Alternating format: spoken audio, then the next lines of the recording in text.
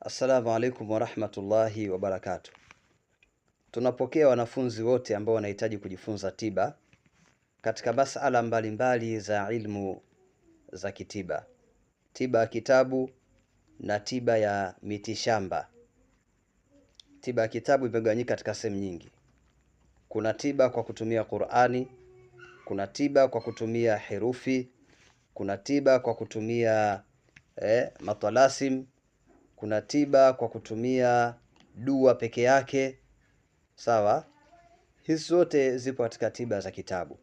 Lakini kuna ilmu al-hurufi, kuna ilmu al-buruji wal manazili, sawa? Kuna ilmu al-ashkal, ilmu ya shikel. Mimi napenda sana kutumia elimu hiyo ya shikel kuliko jina lingine linalotajwa, maana limeshabeba jina baya katika jamii.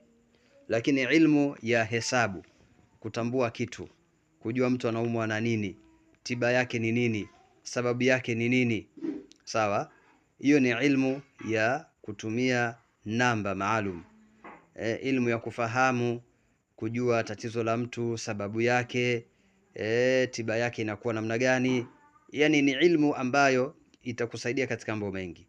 Kwa hiyo tunapokea wanafunzi ambao wanataka kusoma fani hizo.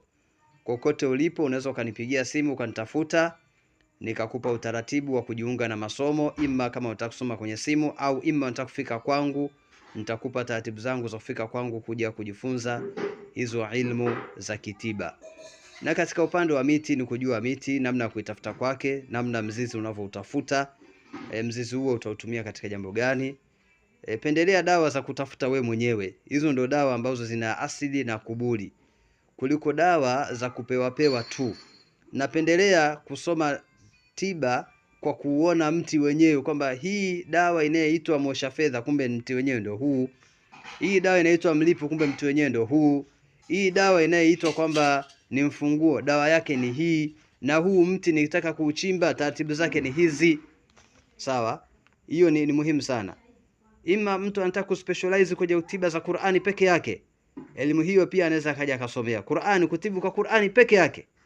Yani Qur'ani peke yake, hiyo ni elimu inaweza kujitegemea. Kwa dua peke yake ni elimu ya kujitegemea. Kwa majina ya Mungu peke yake. Sasa majina ya Mwenyezi Mungu yamegawanyika na yana siri kubwa sana.